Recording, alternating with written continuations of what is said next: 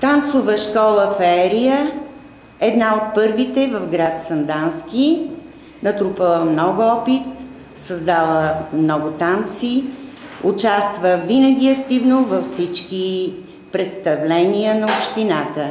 Бихте ли се представили двете?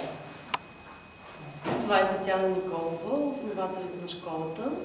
Аз съм учителя и Снежана Николова. Колко деца обучавате в момента?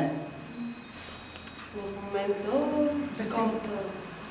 В момента имаме 80 деца, повече даже.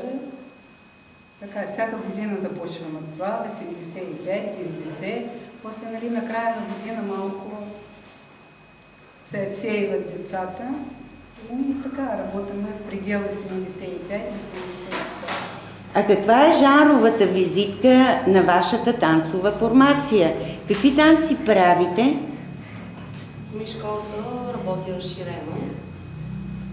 В началото се занимаваше с спортни танци, двойки, но тъй като града ни е малък и поради липса на момчета, започнахме да се занимаваме с модерен балет, характерни танци, в момента модерно течение и хип-хоп. Почти задоволяваме всички потребности и желания на учениците.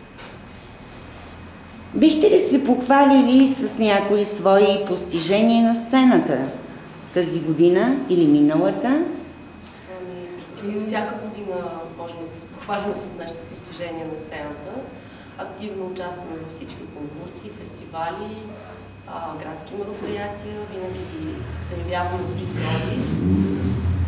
Печелим много награди.